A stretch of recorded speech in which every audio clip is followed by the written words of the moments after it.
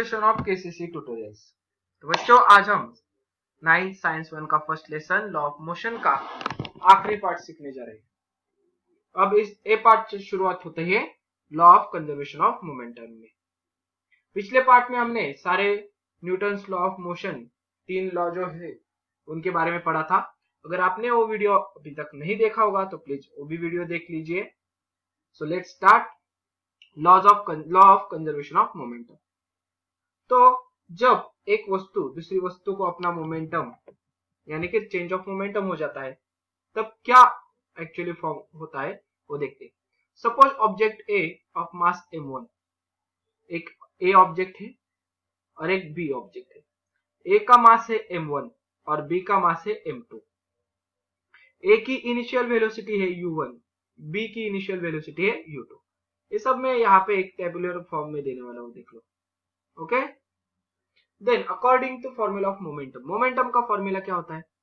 Momentum that is p is equal to m multiply by v, mass multiply by velocity. So A के लिए क्या बनेगा? m1 u1 और b के लिए क्या बनेगा?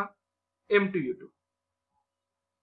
अब इन दोनों, सपोज दिस ऑब्जेक्ट कोलाइड, एक दूसरे को हिट कर रहे, उसके बाद जो फोर्स लगेगी वो क्या होगी?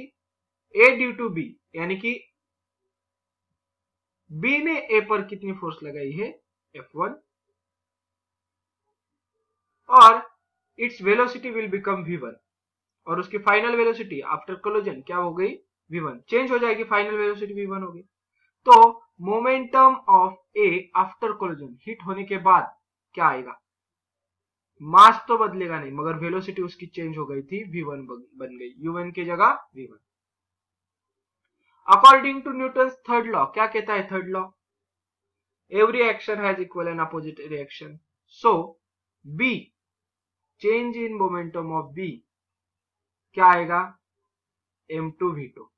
मास उतना ही रहने वाला है मगर वेलोसिटी उसकी क्या बन जाएगी? v2। सो यहां पर एक बार मैं a भी ऐड कर देता हूं, आफ्टर कोलिजन वाली वेलोसिटी दोनों की v2 और a आएगा v1।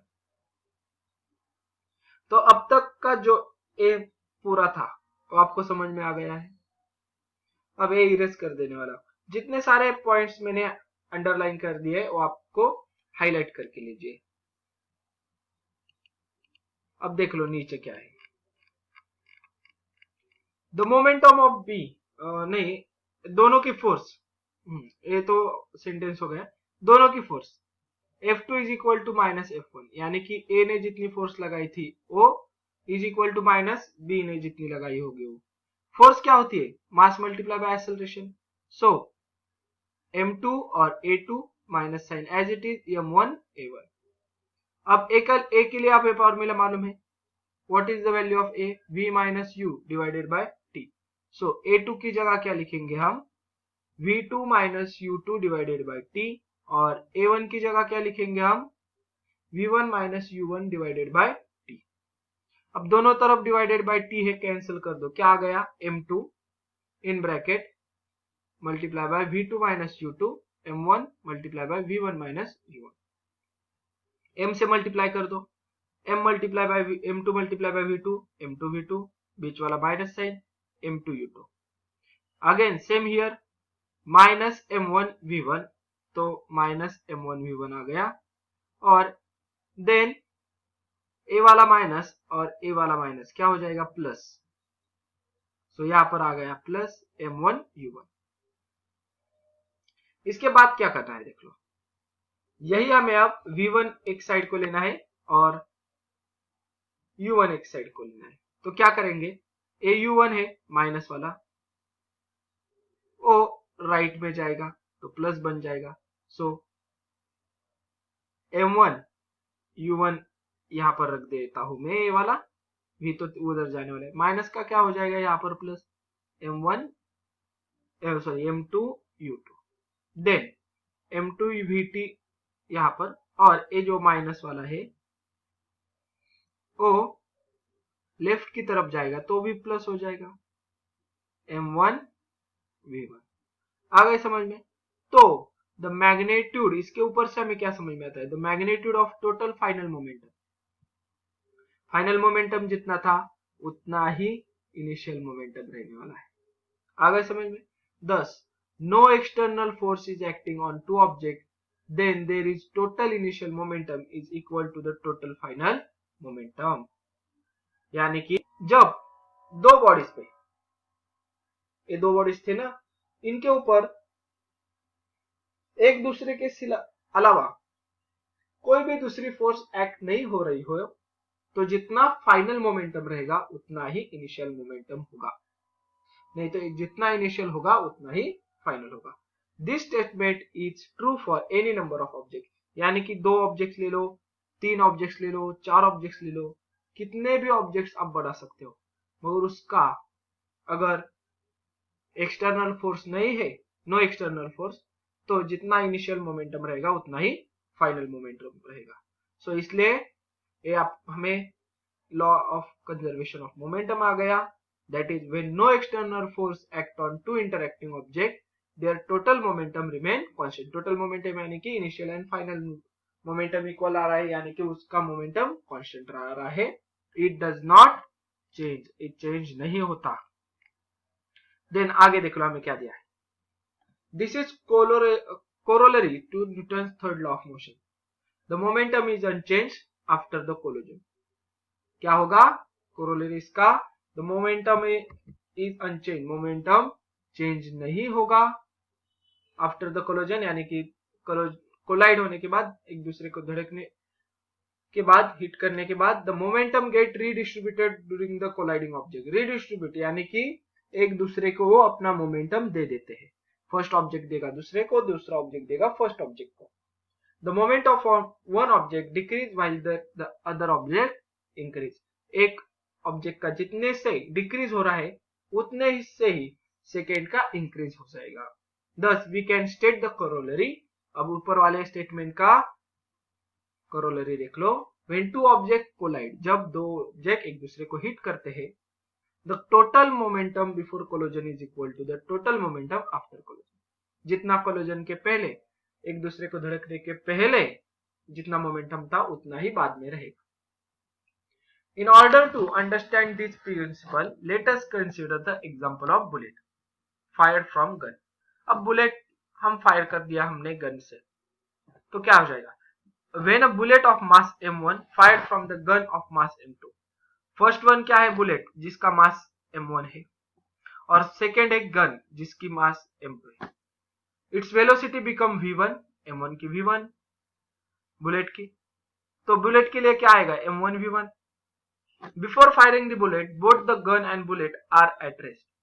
फायर करने से पहले तो एट रेस्ट रहती थी, यानी कि उनका total initial momentum, initial momentum क्या था, 0, रेस्ट पे मोमेंटम 0 ही रहता है। According to the above law the total final momentum also has to be 0। अगर इनिशियल मोमेंटम 0 है तो फाइनल मोमेंटम भी सेम होता है बोल रहे हैं, तो वो भी 0 होना चाहिए। तो देखते हैं, thus the forward moving bullet causes the gun to move backward after firing। आपने गेम्स वगैरह में देखा होगा, जब बुलेट आगे की तरफ जाती है तब गन पीछे की तरफ आ जाती है। This backward movement of the gun, इसी बैकवर्ड मूवमेंट को हम रिकॉइल बोलते हैं। क्या बोलते हैं, recoil. The velocity of recoil v2 होती है। आप पबजी खेलते हो तो आपको ये बात बहुत ही अच्छी तरीके से समझ में आ चुकी होगी। हम क्या करते हैं, रिकॉइल का समय कम करते हैं, बराबर क्या नहीं, ऐसा हमारा मोटिव होता है उसमें। तो आपको उसमें मालूम होगा, जब बुलेट आगे जाने वाली है तब क्या होती है, गन हमारी पीछे की तरफ आती है, बैकवर्ड फायर मूवमेंट हो जाती है गन की। सो m1 v1 इनिशियल प्लस, ये तो माइनस उल्टा होने वाली थी, बराबर है, रिवर्स डायरेक्शन पे, तो plus m2 v2 is equal to 0 रहने वाली है, और v2 is equal to v2 क्या हो जाएगी, अब इसी इक्वेशन से आ गया है v2। ओके, तो पहले तो ये नहीं है, ऐसे समझ लो, इसी इक्वेशन को करना है, क्या, m1 v1 plus m2 v2 is equal to 0। तो मैं क्या कर देता हूँ, M2V2 अपनी जगह पर रख देता हूँ और ये प्लस है, यहाँ पर आकर ये माइनस हो गया M1V1। अब V2 की वैल्यू निकालनी है, तो minus sign as it is M1 और AM2 यहाँ पर डिवाइड में हो जाएगा और V1। सो V2 की वैल्यू क्या आएगी, minus M1 divided by M2 multiply by V1। आ गए समझ में पूरा। देन अगले पेज पे हमें कुछ एग्जांपल्स दे दिए हैं, वो हम देखेंगे। उसके पहले ये जो ब्रैकेट वाला पढ़ते हैं, as the mass of gun is higher than the mass of the bullet, the velocity of gun is much smaller than the velocity of bullet.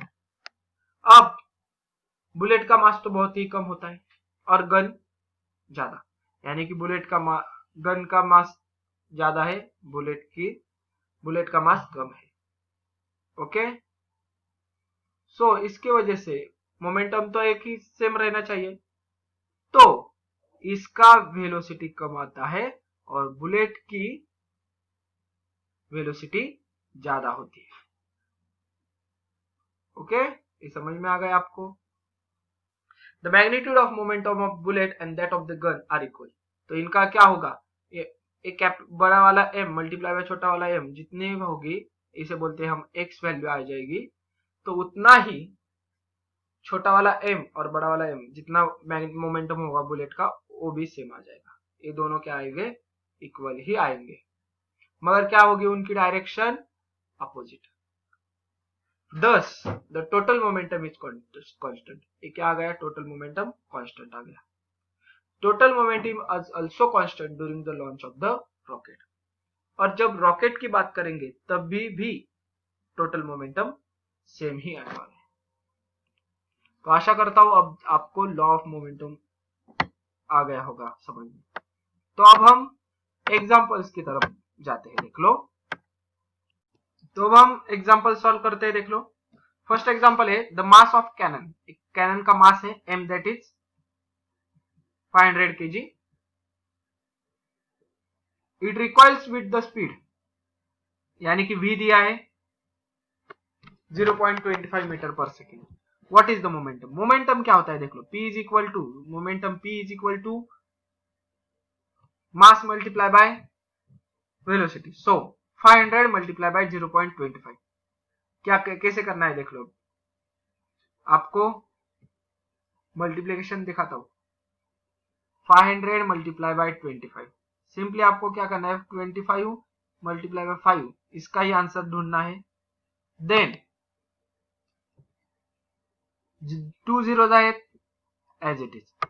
अब उसके बाद 0.25 था ना, तो 0.25 को पीछे से 2 डिजिट छोड़ के पॉइंट, सो आया हुआ आंसर 12500, पीछे से 2 डिजिट छोड़ के पॉइंट क्या आ गया, 125.00, यानी कि 125 kg मीटर पर second. Then second, the two balls have masses 50 gram and 100 ग्राम।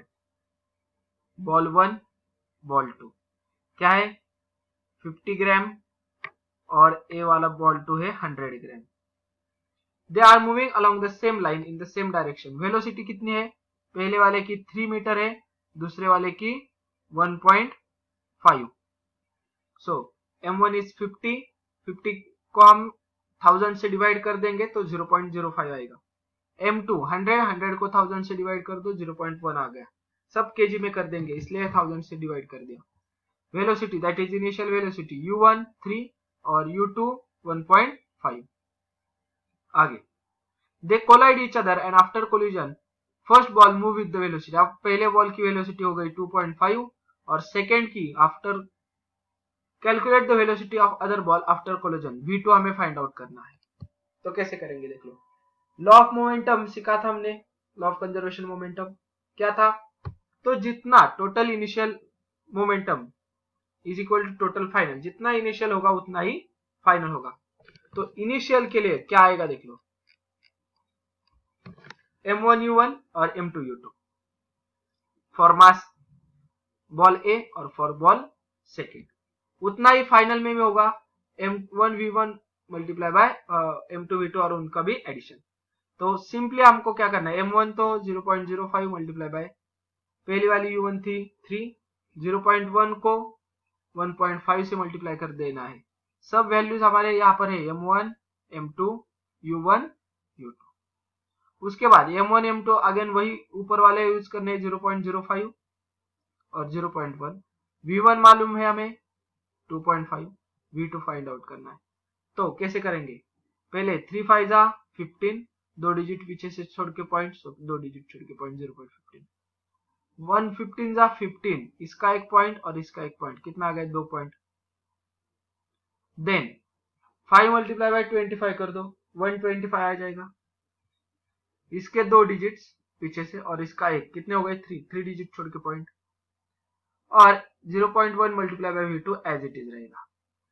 इनके एडिशन कर दो, 0.3 आ गई, a as it is copy कर दो। देन a नंबर हो जाएगा यहाँ पे माइनस, माइनस के बाद आंसर आ गया 0.175। तो 0.1 v2 is equal to 0.175। v2 क्या आ जाएगा 0.175 डिवाइडेड बाय 0.1। अब इसका आंसर कैसे निकालोगे, देख लो, ऊपर लिखना है 175 और नीचे लिखना है 1। अब पॉइंट का तो हमने अज्यूम नहीं किया, तो पहले देखो ऊपर वाले को कितने डिजिट छोड़ के पॉइंट है 1 2 3, तो नीचे उतने डिजिट दे दो 1 2 3, और नीचे वाले को कितने डिजिट छोड़ के पॉइंट है 1, तो डिनोमिनेटर को 1 डिजिट है तो न्यूमरेटर को 1, यानी कि क्रॉस में जीरो बढ़ाना है। एक जीरो का एक जीरो कट, 175 डिवाइडेड बाय 100 कर दो तो 1.75 आंसर आ जाएगा। 1.75 मीटर पर सेकेंड, इतनी उसकी सेकेंड बॉल की वेलोसिटी हो जाएगी। ये हो गए हमारे सब सॉल्व क्वेश्चंस भी, यहीं पर हमारा ये लेसन खत्म होता है। तो अगर ये वीडियो आपको अच्छी लगी होगी तो please like share and comment on this video. अगर आपने अब तक हमारे चैनल को सब्सक्राइब नहीं किया होगा तो please subscribe our channel. KCC online tuition का अगर आप हिस्सा बनना चाहते हो, हमारे ट्यूशन ज्वाइन करना चाहते हो, तो डिस्प्ले में दिए गए नंबर पे कॉल करके अधिक जानकारी ले सकते हो। Thank you for watching, good bye.